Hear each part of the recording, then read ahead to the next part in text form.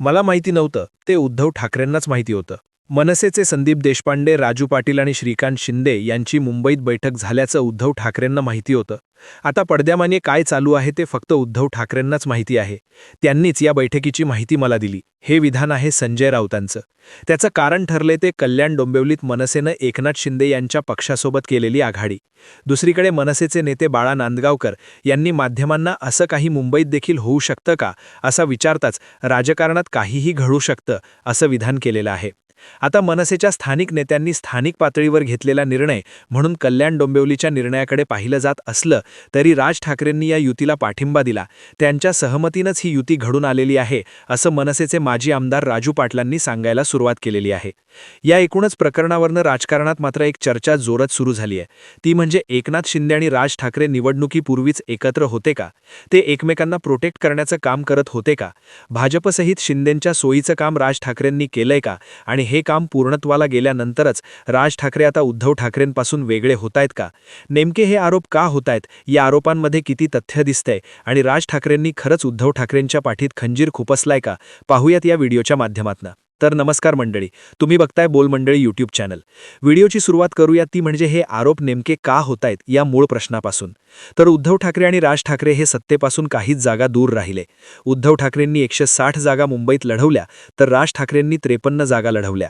यापैकी उद्धव ठाकरेंच्या शिवसेनेच्या 65 जागा निवडून आल्या तर राज ठाकरेंच्या फक्त 6 जागा निवडून आल्या. उद्धव ठाकरेंचा स्ट्राईक रेट 40.6चा तर राज ठाकरेंचा स्ट्राईक रेट 11%चा. साहजिकच राज ठाकरेंचे उमेदवार जिंकले नाही तर राज ठाकरे मागे पडले, म्हणून ठाकरे ब्रँड सत्तेपासून दूर झाला असं बोललं जाऊ लागलं. आणि इथूनच खऱ्या अर्थानं उद्धव ठाकरे यांच्या गटात राज ठाकरेंच्या भूमिकेबाबत संशय निर्माण करणारी चर्चाही व्हायला लागली. मात्र प्रत्यक्षात राज ठाकरेंना मराठी इम्पॅक्ट कमी आहे अशाच जागा उद्धव ठाकरेंच्या गटाने देऊ केल्या, ही वस्तुस्थिती स्थानिक पत्रकारांकडून सांगण्यात आली. मनसेकडे सुद्धा तुल्यबळ उमेदवार नव्हते. जिथे होते तिथे ठाकरे गटाचे उमेदवार तयारी करत होते. पर्यायानं जागा वाटपात राज ठाकरेंची विकेट पडली होती. तरीसुद्धा राज ठाकरे यांच्यामुळेच सत्तेपासून उद्धव ठाकरेंना दूर जावं लागलं असं नरेटिव्ह तयार होऊ लागलं. पण हे नरेटिव्ह अचूक वाटत नाही, कारण राज ठाकरे सोबत आल्यामुळेच उद्धव ठाकरे गटाला यश मिळालंय. इंजिनाच्या कोळशामुळे मशाल पेटली असा उल्लेख या यशाचा केला गेला. अर्थात हे सगळं पाहताना राज ठाकरेंमुळेच उद्धव ठाकरेंना बळ मिळालं, निवडणुकीत मराठीचा मुद्दा आणता आला असं दिसून येतं. पण इथे सुद्धा राज ठाकरेंबाबत काही प्रश्न दूर होताना दिसत नाहीत. आता यातला मुख्य मुद्दा तो म्हणजे राज ठाकरेंनी प्रचारात आणलेला अदानींचा मुद्दा. खरं तर प्रचारात कोणीतरी विरोधक असावा लागतो, त्याशिवाय मतांचं ध्रुवीकरण होत नाही. तरीसुद्धा प्रचारात मोहित कंबोज, SRA हे प्रश्न राज ठाकरेंनी शेवटपर्यंत आणले नाहीत किंवा हे मुद्दे त्यांनी मोठे केले नाहीत. ठाण्यातल्या सभेतून सुद्धा त्यांनी एकनाथ शिंदे यांच्यावरती प्रहार केला नाही. ते अदानी यांच्या भोवतीच आपला प्रचार करत राहिले आणि फडणवीस, भाजप, शिंदे यांना खऱ्या अर्थानं अडचणीत आणू शकतील असे मुद्दे बायपास करू लागले. अर्थात या टीकेमध्ये तथ्य दिसतं, कारण मोहित कंबोज यांनी सुद्धा इलेक्शन नंतर झालेल्या मुलाखतीत राज ठाकरेंचं कौतुक केलंय. SRAच्या संदर्भातनं कंबोज यांच्यावरती टीका होताना दिसते, पण राज ठाकरेंनी आपला सगळा मोर्चा अदानींकडे शिफ्ट केलेला. मूळ प्रश्नावरती टीका होऊ नये अशीच भूमिका राज ठाकरेंनी घेतली होती असं सुद्धा या निमित्तानं बोललं गेलं. अर्थात हे खरं जरी समजायचं तरी उद्धव ठाकरे यांनी सुद्धा मूळ प्रश्नांना म्हणजे कंबोज, SRA या गोष्टींना बगल दिली असंच म्हणता येतं. थोडक्यात राज ठाकरे निवडणुकीपूर्वी भाजप आणि शिंदे यांच्यासोबत संधान साधून होते असे आरोप केले जातात किंवा अशा चर्चा घडवून आणल्या जातात. यामध्ये तितकं तथ्य वाटत नाही. पण निकालानंतर राज ठाकरेंनी आपली भूमिका बदललेली आहे. आता ते उद्धव ठाकरे यांच्यासोबत एकत्रित निवडणुका लढवण्यासाठी तितके इच्छुक नाहीयेत असं मात्र म्हणता येतं. आता त्याचं पहिलं कारण सांगता येते ते म्हणजे कल्याण डोंबिवलीच्या राजकारणात आपल्याला जो काही या ठिकाणी खेळ पाहायला मिळतो त्यावरनं. खरं तर कल्याण डोंबिवली हा मुंबईच्या बाहेरचा नव्याने श्रीमंत होणारा भाग, नव्याने वाढणारी विकास कामं, भूमिपुत्रांच्या जमिनी, बिल्डर लाईन यामुळे इथं अफाट पैसा निर्माण झाल्याचं दिसतं. आता मनसेचे इथले प्रमुख नेते म्हणजे राजू पाटील, जे एकमेव मनसेचे आमदार म्हणून निवडून आले. आगरी समाजातनं येत असल्याने भूमिपुत्र म्हणून त्यांचं एक स्वतंत्र राजकारण, तर याच शहरात भाजपचे रवींद्र चव्हाण आणि शिंदेंचे श्रीकांत शिंदे यांचा वाढता हस्तक्षेप. शहराचा नेता कोण ही या दोघांमधली सुप्त स्पर्धा, आणि अर्थात या स्पर्धेत हे दोघेही मूळ कल्याण डोंबिवलीकर नाहीयेत हे विशेष.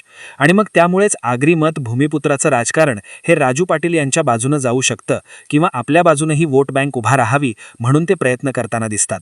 असं असलं तरी 2024च्या विधानसभा निवडणुकीत मात्र राजू पाटलांचा पराभव झालेला. दुसरीकडे मनसेचे नेते बाळा नांदगावकर यांनी माध्यमांना असं काही मुंबईत देखील होऊ शकतं का असा विचारताच राजकारणात काहीही घडू शकतं असं विधान केलेलं आहे. आता मनसेच्या स्थानिक नेत्यांनी स्थानिक पातळीवर घेतलेला निर्णय म्हणून कल्याण डोंबिवलीच्या निर्णयाकडे पाहिलं जात असलं तरी राज ठाकरेंनी या युतीला पाठिंबा दिला. त्यांच्या सहमतीनंच ही युती घडून आलेली आहे असं मनसेचे माजी आमदार राजू पाटलांनी सांगायला सुरुवात केलेली आहे. या एकूणच प्रकरणावरनं राजकारणात मात्र एक चर्चा जोरात सुरू झाली आहे. ती म्हणजे एकनाथ शिंदे आणि राज ठाकरे निवडणुकीपूर्वीच एकत्र होते का? ते एकमेकांना प्रोटेक्ट करण्याचं काम करत होते का? भाजपसहित शिंदेंच्या सोळीचं काम राज ठाकरेंनी केलंय का? आणि हे काम पूर्णत्वाला गेल्यानंतरच राज ठाकरे आता उद्धव ठाकरेंपासून वेगळे होतायत का? नेमके हे आरोप का होतायत? या आरोपांमध्ये किती तथ्य दिसतंय आणि राज ठाकरेंनी खरंच उद्धव ठाकरेंच्या पाठीत खंजीर खुपसलाय का? पाहूयात या व्हिडिओच्या माध्यमातून. तर नमस्कार मंडळी, तुम्ही बघताय बोल मंडळी यूट्यूब चॅनल. व्हिडिओची सुरुवात करूयात ती म्हणजे हे आरोप नेमके का होतायत या मूळ प्रश्नापासून.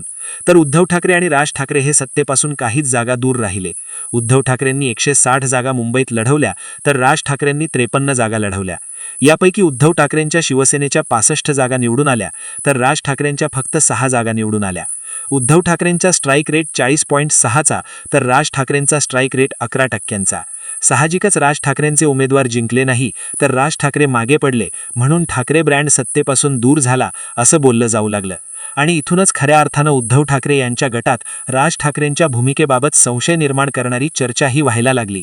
मात्र प्रत्यक्षात राज ठाकरेंना मराठी इम्पॅक्ट कमी आहे अशाच जागा उद्धव ठाकरेंच्या गटाने देऊ केल्या ही वस्तुस्थिती स्थानिक पत्रकारांकडून सांगण्यात आली. मनसेकडे सुद्धा तुल्यबळ उमेदवार नव्हते. जिथे होते तिथे ठाकरे गटाचे उमेदवार तयारी करत होते. पर्यायानं जागा वाटपात राज ठाकरेंची विकेट पडली होती. तरी सुद्धा राज ठाकरे यांच्यामुळेच सत्तेपासून उद्धव ठाकरेंना दूर जावं लागलं असं नरेटिव्ह तयार होऊ लागलं. पण हे नरेटिव्ह अचूक वाटत नाही, कारण राज ठाकरे सोबत आल्यामुळेच उद्धव ठाकरे गटाला यश मिळाले. इंजिनाच्या कोळशामुळे मशाल पेटली असा उल्लेख या यशाचा केला गेला. अर्थात हे सगळं पाहताना राज ठाकरेंमुळेच उद्धव ठाकरेंना बळ मिळालं, निवडणुकीत मराठीचा मुद्दा आणता आला असं दिसून येतं. पण इथे सुद्धा राज ठाकरेंबाबत काही प्रश्न दूर होताना दिसत नाहीत. आता यातला मुख्य मुद्दा तो म्हणजे राज ठाकरेंनी प्रचारात आणलेला अदानींचा मुद्दा. खरं तर प्रचारात कोणीतरी विरोधक असावा लागतो, त्याशिवाय मतांचं ध्रुवीकरण होत नाही. तरीसुद्धा प्रचारात मोहित कंबोज, एसआरए हे प्रश्न राज ठाकरेंनी शेवटपर्यंत आणले नाहीत किंवा हे मुद्दे त्यांनी मोठे केले नाहीत. ठाण्यातल्या सभेतून सुद्धा त्यांनी एकनाथ शिंदे यांच्यावरती प्रहार केला नाही. ते अदानी यांच्या भोवतीच आपला प्रचार करत राहिले आणि फडणवीस, भाजप, शिंदे यांना खऱ्या अर्थानं अडचणीत आणू शकतील असे मुद्दे बायपास करू लागले. अर्थात या टीकेमध्ये तथ्य दिसतं, कारण मोहित कंबोज यांनी सुद्धा इलेक्शन नंतर झालेल्या मुलाखतीत राज ठाकरेंचं कौतुक केलंय. एसआरएच्या संदर्भातनं कंबोज यांच्यावरती टीका होताना दिसते, पण राज ठाकरेंनी आपला सगळा मोर्चा अदानींकडे शिफ्ट केलेला. मूळ प्रश्नावरती टीका होऊ नये अशीच भूमिका राज ठाकरेंनी घेतली होती असं सुद्धा या निमित्ताने बोललं गेलं. अर्थात हे खरं जरी समजायचं तरी उद्धव ठाकरे यांनी सुद्धा मूळ प्रश्नांना म्हणजे कंबोज, एसआरए या गोष्टींना बगल दिली असंच म्हणता येतं. थोडक्यात राज ठाकरे निवडणुकीपूर्वी भाजप आणि शिंदे यांच्यासोबत संधान साधून होते असे आरोप केले जातात किंवा अशा चर्चा घडवून आणल्या जातात. यामध्ये तितकं तथ्य वाटत नाही. पण निकालानंतर राज ठाकरेंनी आपली भूमिका बदललेली आहे. आता ते उद्धव ठाकरे यांच्यासोबत एकत्रित निवडणुका लढवण्यासाठी तितके इच्छुक नाहीयेत असं मात्र म्हणता येतं. आता त्याचं पहिलं कारण सांगता येते ते म्हणजे कल्याण डोंबिवलीच्या राजकारणात आपल्याला जो काही या ठिकाणी खेळ पाहायला मिळतो त्यावरनं. खरं तर कल्याण डोंबिवली हा मुंबईच्या बाहेरचा नव्याने श्रीमंत होणारा भाग, नव्याने वाढणारी विकास कामं, भूमिपुत्रांच्या जमिनी, बिल्डर लाईन यामुळे इथं अफाट पैसा निर्माण झाल्याचं दिसतं. आता मनसेचे इथले प्रमुख नेते म्हणजे राजू पाटील, जे एकमेव मनसेचे आमदार म्हणून निवडून आले. आगरी समाजातनं येत असल्याने भूमिपुत्र म्हणून त्यांचे एक स्वतंत्र राजकारण, तर याच शहरात भाजपचे रवींद्र चव्हाण आणि शिंदेंचे श्रीकांत शिंदे यांचा वाढता हस्तक्षेप. शहराचा नेता कोण ही या दोघांमधली सुप्त स्पर्धा, आणि अर्थात या स्पर्धेत हे दोघेही मूळ कल्याण डोंबिवलीकर नाहीयेत हे विशेष. आणि मग त्यामुळेच आगरी मत, भूमिपुत्राचं राजकारण हे राजू पाटील यांच्या बाजूनं जाऊ शकतं किंवा आपल्या बाजूनही वोट बँक उभा राहावी म्हणून ते प्रयत्न करताना दिसतात.